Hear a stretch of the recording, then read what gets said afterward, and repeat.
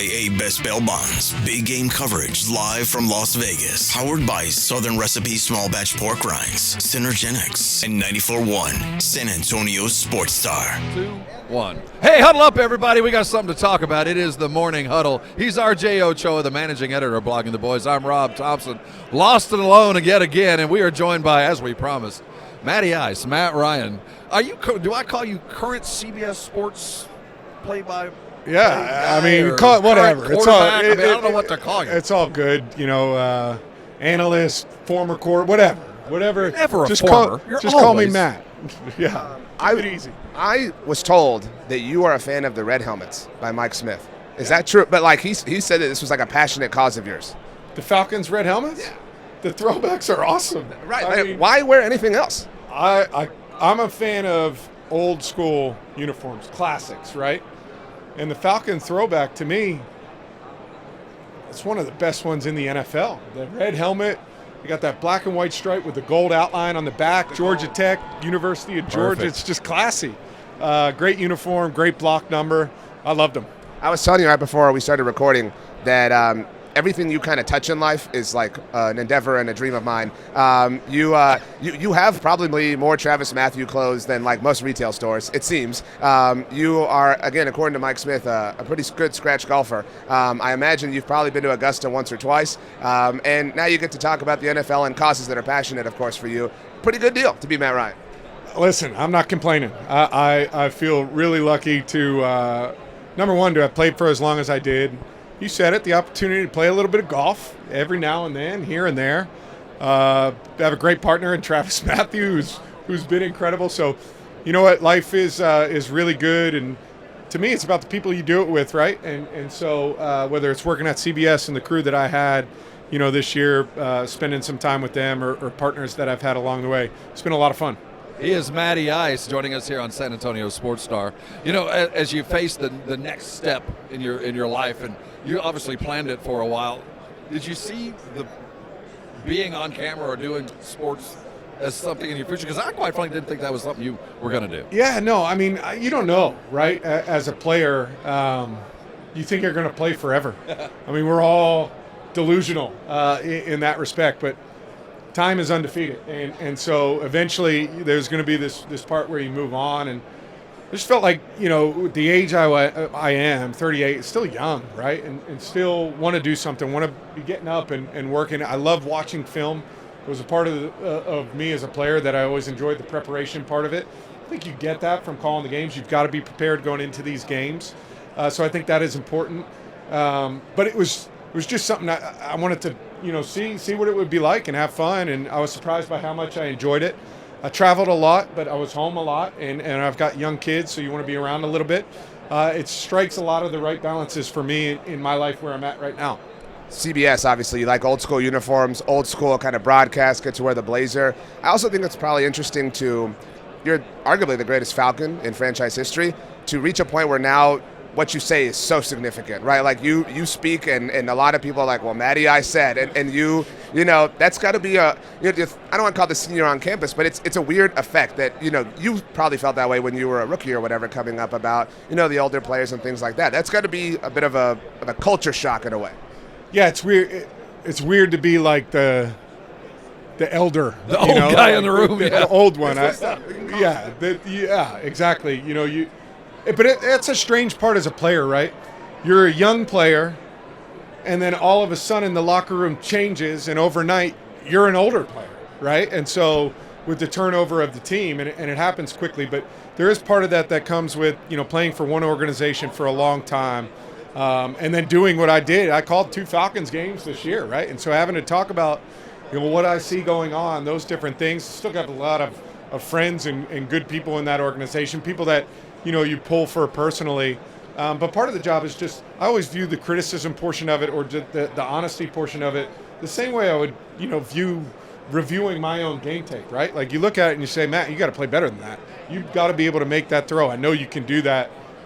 So, that's part of what comes with it. It still is a little bit, weird to understand the weight that some of the words carry, but it's part of life. I like the honesty and criticism, the way you put that, because sometimes honesty lends itself to criticism. That's absolutely necessary. And for guys like you that are going to the other side of the fence, that's one of the more difficult things to get to. But you've all been coached hard. And that's my point, right? I think players probably are the least sensitive of all of this. You know, this is what you do. You go to work every day, and every rep of every practice is scrutinized.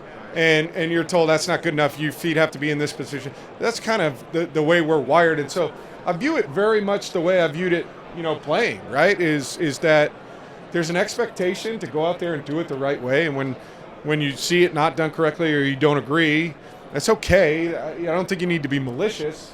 I think you just need to be, this is what I think should happen, you know?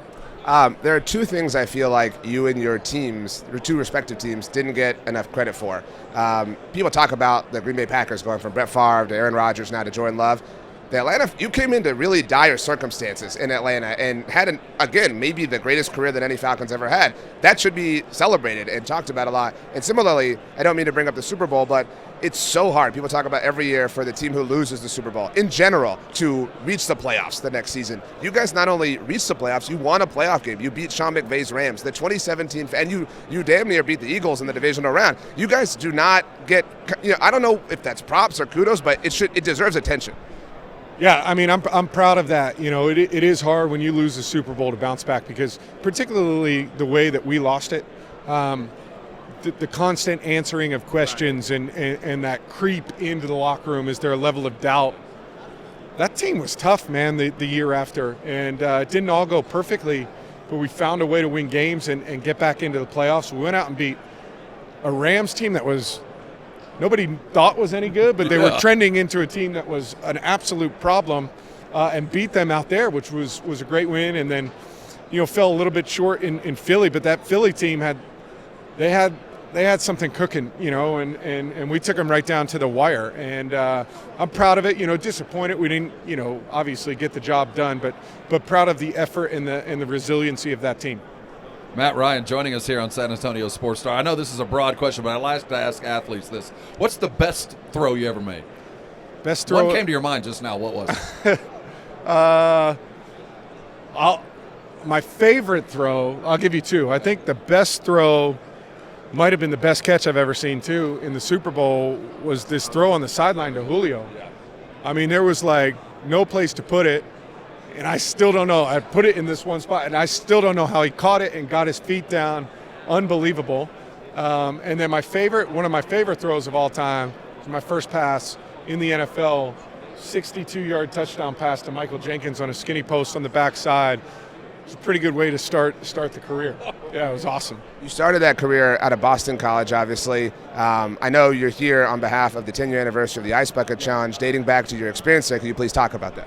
Yeah, you know, I had a good friend at Boston College, Pete Frates, who was diagnosed with ALS and eventually passed away from that disease. But during that time was one of the integral parts of starting the Ice Bucket Challenge, which I can't believe it's been 10 years since that happened. And so, you know, today I'm here because there's a lot of energy, and that thing was viral at the beginning, and there's a lot of attention and kind of momentum behind it at the beginning, but we want to keep that, you know.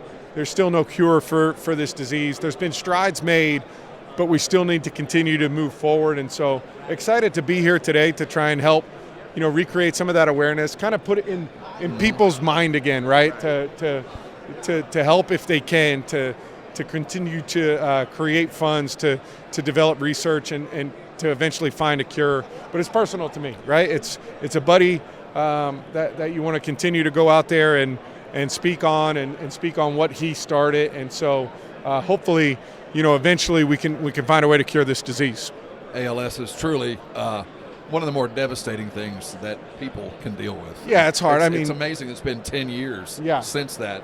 When I remember the Ice Bucket Challenge, it was, do it, but you're going to have to donate. Yes. I mean, just because you dump some water on your head, you're standing, but that doesn't help. Dump some water on your head, some icy water, and donate to the ALS Help if you can, yes. right? Like whatever you can. Whatever you can, if you can, that's ultimately what we're hoping for. I know you've been asked about Raheem Morris a lot lately, and we would be really bad at this if we didn't Absolutely. if we didn't ask you.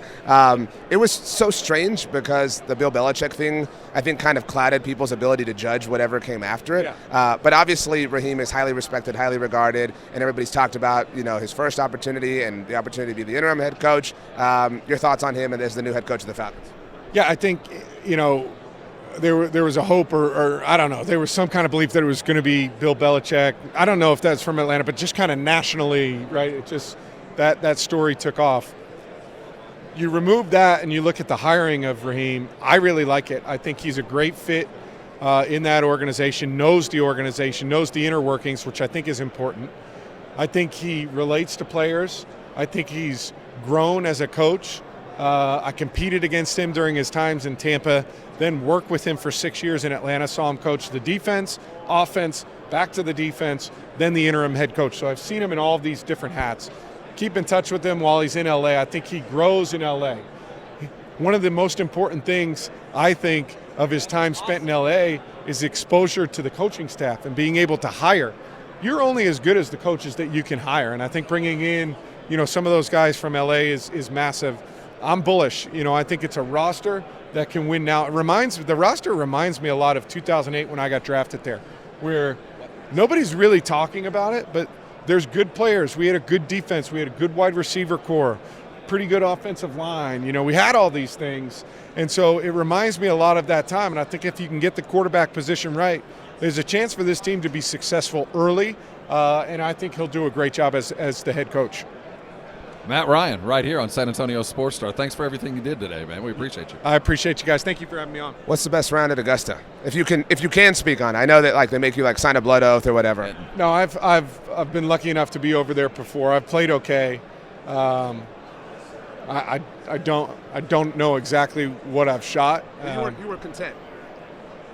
I was pleased. I was He pleased. made his mark. Yeah, I was pleased. Well done. Thanks, Matt. Matt Ryan right here on San Antonio Sports Star. We've got so much more for you. Don't go anywhere. You're on 94.1 San Antonio. Best Bail Bonds. Big game coverage live from Las Vegas. Powered by Southern Recipe Small Batch Pork Rinds, Synergenics, and 94.1 San Antonio Sports Star.